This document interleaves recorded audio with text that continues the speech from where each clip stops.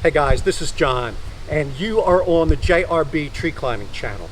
Now, most of you who know me as a rope climber, and I learned to climb ropes for purposes of hunting. But before I learned to climb ropes, I climbed ladder stands, I climbed using sticks and steps, and any way I could get myself into a tree.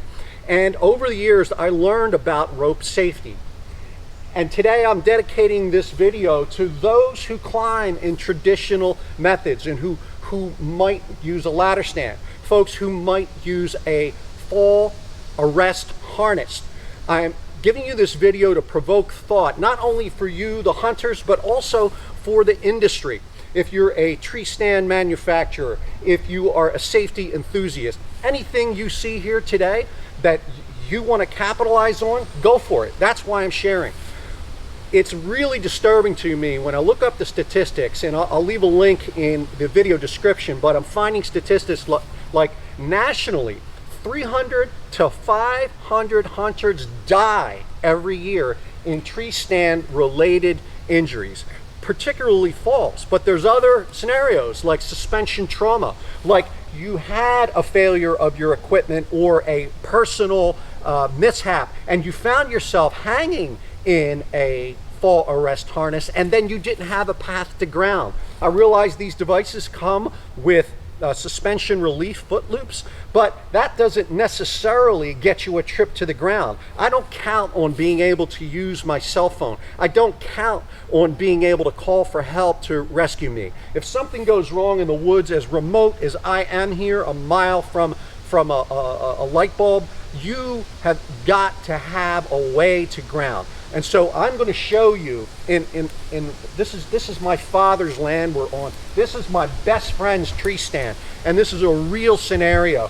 I got to this stand last year, the day before hunting season. My buddy couldn't get here until nightfall, and I came here to check out his stand for him. And me, an experienced rope climber, I found myself in an uncomfortable situation where I wanted to go up and climb this, but how do I know it's safe? How do I tie in? If you've watched my video about 10 rules for saddle hunting climb safety, you know that you're always tied into the tree and you're always a little slack. And how was I to accomplish that? And I spent a lot of time thinking about it over that hunting season. And I left up in the tree a device which I have introduced to my channel. I call it a floating anchor. So you see this here? This is a piece of paracord. And if you follow it up into the tree, it goes up the ladder and it goes around a ring that's around the trunk. And that ring is suspended only by a piece of paracord, but it's got about 1.5 feet until it is girth hitched up onto the tree. And I am going to use this. I left this up there the last time that I hunted. And now I am going to use this to rig a rope into the tree and climb this ladder, such that if anything went wrong, if this ladder collapsed or I slipped off of it, I am a little slack, I'm tied into the tree. If I fell off of the ladder, I have a path to ground.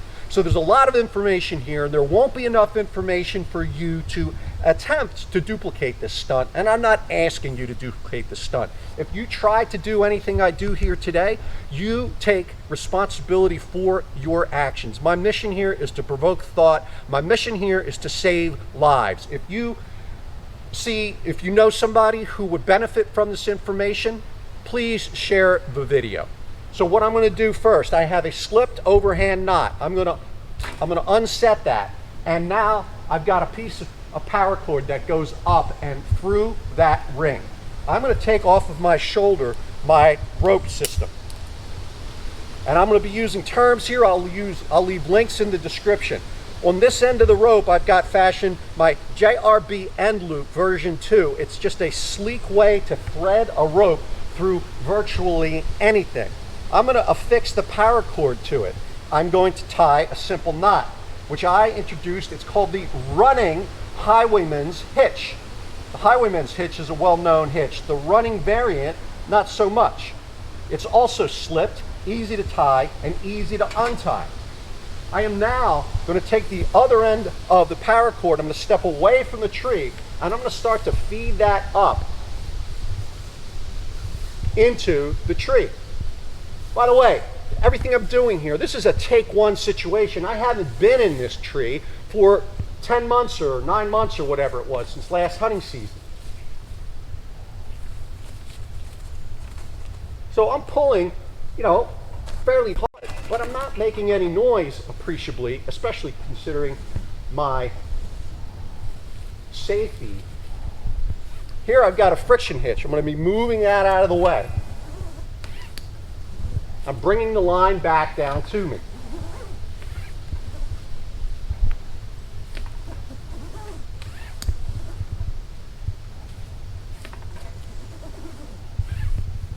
All right, there is some friction on that, but again, nothing that I can't manage.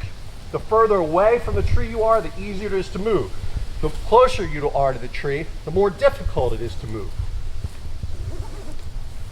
Okay, now at this juncture, I'm going to tie another one of my knots here. I'm going to tie, you've heard of the running bowline? I'm going to tie a hitch that I call the Maverick hitch. The Maverick hitch also runs kind of like a running bowline, but it can be released remotely. It can be released remotely. But we don't want to take any chances that that might happen. And so what I'm going to do is I'm going to lock this hitch to prevent it from being released. There's a carabiner on there and it can't be released. I'm going to leave the paracord attached and I'm going to send this up into the tree. Now watch that. It's running. Got to pull pretty good.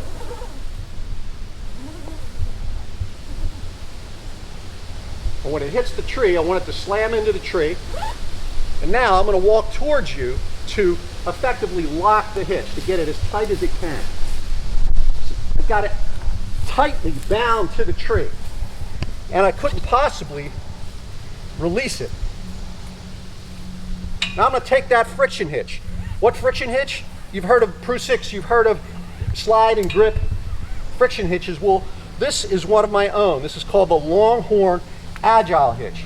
I'm going to take that hitch, I'm going to attach it to me on my saddle bridge. Now my saddle has got 2 adjustable bridges and I've got a special video showing how I did that. I'd like to see saddle manufacturers in the future selling their saddles with double adjustable bridges because it can get us out of a lot of situations. I'm going to take this, the release line, I'm going to get it out of the way so there's no confusion. And I'm going to start my climb. As I climb the ladder, I'm going to be tending slack out of the hitch. You see this feature here? You can't do this with very many friction hitches. In fact, when I started this journey, I was aware of none, and I've introduced a couple. This is the Longhorn Agile. It's got nothing metal in it, but I can take slack out of it simply with one hand. And once you get comfortable on a rope, these ropes are incredibly strong. I realize this might look precarious to someone who's never rope climbed before, but I trust this rope attached to this tree a lot more than I trust this ladder. And no disrespect to the manufacturer, this is a super solid ladder stand. I'm not even aware of the brand, it's my buddy's. My point is, it's not mine.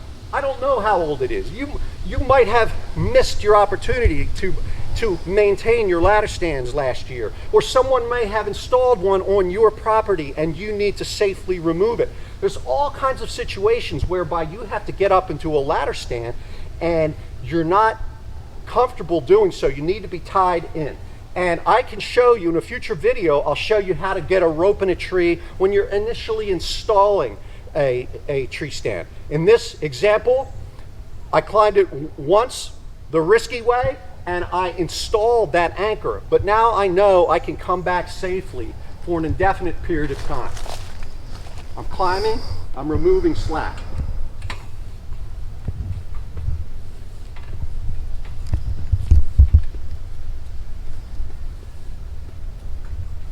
Now, some might say you need 3 points of contact with the ladder. Well, I've got 1 point of contact with the tree, and that's all I need to feel safe. The ladder is simply assisting me in my rise.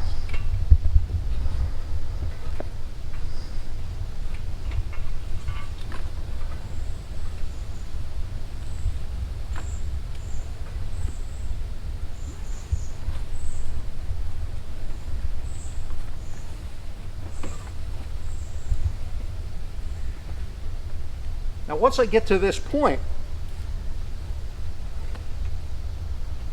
I'll sit down and test out my saddle. I'm always managing slack. If anything were to go wrong, we never want the acceleration of gravity to have much room to do its job. The energy of my falling body increases exponentially with the distance that I've fallen. I've got very little slack here. I can hunt here all day. Now, let's say I'm a hunter and I have to make a shot in the opposite direction. This is a time when accidents happen because somebody will fall, stand up, they might not have this rail, or they might put too much weight on it. But now, what I can do is I can get up. If I've got a target coming from the opposite direction, you see what's going on here? Even if I didn't have this rail, I'm tied into the tree. I don't care what your weapon is. Look, I'm 360, but I'm still tied into the tree. You might just want to stand to take some weight off your backside in the middle of an all-day hunt. Point is, I'm always managing slack. Okay, let's get on with it. Let's come on down. So the first thing I'll do is I'll make sure my release line is in a position where I'm going to be able to release it from the ground. It's unencumbered. You know, I might have wrapped it around something. I make sure that it is accessible from the ground. And I'll start coming down with managing slack the whole way.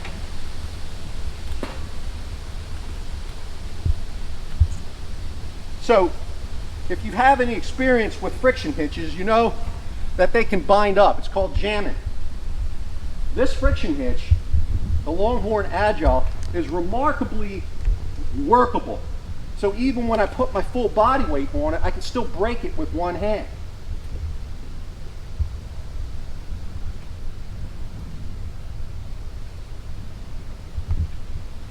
Try not to leave my hand on the hitch, and the reason why is if a failure occurred. If right now my tree stand gave way and I had my hand on my friction hitch, your instinct is to hold on.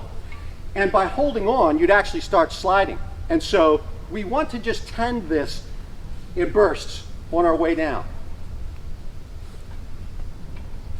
All right, I'm going to simulate something right now. I can't make this tree stand disappear, and I hope it never does, but what if it did? What if I slipped off, or what if this thing collapsed?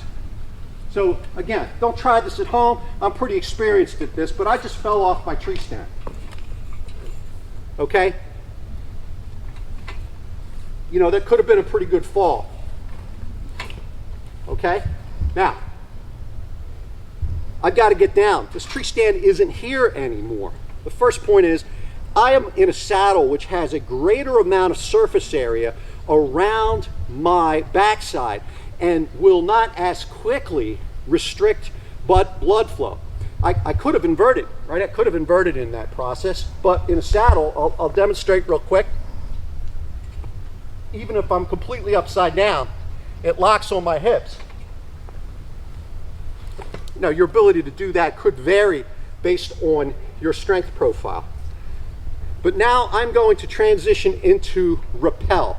And there's a lot of ways to do this. I mean, the easiest way would be simply to get, if you got the strength to do so, a little bite here with your foot. You can make a temporary little knot, and you can basically inch your way down the tree.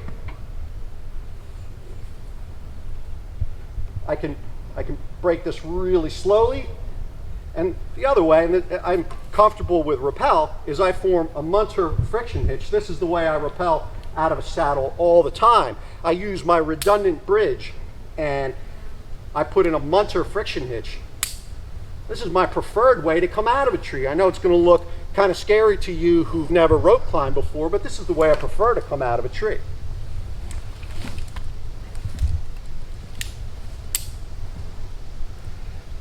You would never attempt something like this until you've thoroughly vetted your system on the ground. You've tested your friction hitches and your rope. Okay, now it's time to retrieve the system. And in all my talking, I realized I forgot to unlock the system, but we're a one-take operation here, so I'm going to run back up there. I am going to remove my locking carabiner. I can't retrieve the system unless it's unlocked.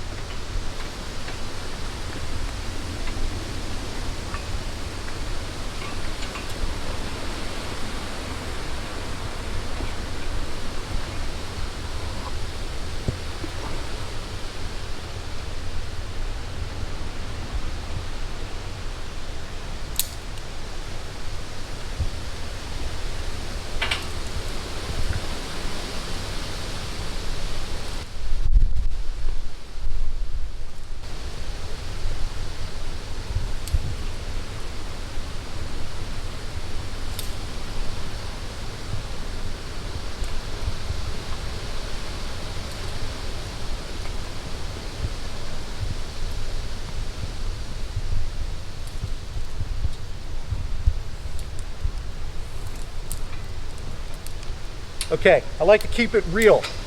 Obviously, if we were editing, I'd have cut that out. All right, so now let's retrieve the system. Because I've unlocked it, that Maverick hitch, although it's incredibly strong when there's load on it and it's jammed, once the load has been removed, I can pull on this release line, and that bite up there, I'm gonna pull real slow, disappears. It disappears, and I can retrieve the system. As I step away, pull on the rope, the power cord goes back up into the tree.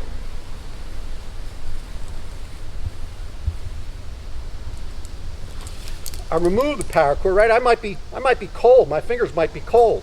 You simply tug on that, and that running highwayman's disappears.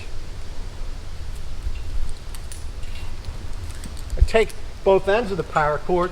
I capture one end of one rung in the ladder. I make a slipped overhand knot, tug on it, and I'll just send that up just a little bit into the canopy, and I can come back next year. Now, I do recommend that in a real situation, you know, I used paracord up there, and you might say, well, John, paracord's not very strong. No, and paracord is not a life safety component. The fact that my rope is girth hitched around the tree, but any materials we leave in the tree for a period of year, we would want to replace them. So while we're up there all day hunting, you'll want to replace that for the next year, put in a new one and transfer over to it. The point here is I am merely trying to encourage thinking about how we can make any kind of climbing more safe, and how we can use ropes and how we can use saddles to do so. Again, I realize a saddle is not a fall prevention device. It's not a fall arrest device, it's a fall prevention device, but it has an incredible usefulness. I'm not interested in a device where I cannot self-recover, where I simply can't get myself safely to ground. The size of this system, extremely minimal. In fact, I don't even wear a pack when I hunt. I walk in just like this, with my rope around my shoulder, no metal on metal. I realize you may have a lot of questions. You want to know, well, what kind of rope do I like? What kind of cord do I like? Even what kind of friction hitch? My favorite friction hitch has changed over the years and may continue to change. If you want to find, you might want to know what kind of saddle I recommend. This one isn't even available anymore. You go to my website, jrbtreeclimbing.com, and I will keep that updated with information, product availability, discounts if I can find them for you. I'm sharing this information in the interests of safety. So again, if you know someone with whom this information would resonate, please share it with them. You know a manufacturer who could profit from this. I am sharing this for the greater good. Go for it. Go for it. You want to use my knots? Go for it. You want to teach people how to tie them? Go for it. It's public domain. I've intentionally released this information into the public domain simply for purposes of sharing. in this journey I've had with climbing in recent years, and my coming out of my shell and showing stuff on social media, I found a really great example that occurred, and you can look it up. It was Volvo, auto manufacturer, who devised, don't quote me on all the details, but devised the 3-point harness, the seatbelt that saves lives. And they made that intellectual property public. They gave it away rather than capitalize on it. They gave that to the automotive industry at large to keep people safe. I'm not trying to make a direct comparison between the number of deaths and injuries that occur on the roads, but I'm just using that as an example for me in my own motivation. What's important as I get older, what motivates me even more than another nice set of antlers on the wall is knowing that I am sharing what I've learned with my brothers and sisters while I still got the ability to do so. So no script, take one, and please take that to heart, guys. Thank you very much.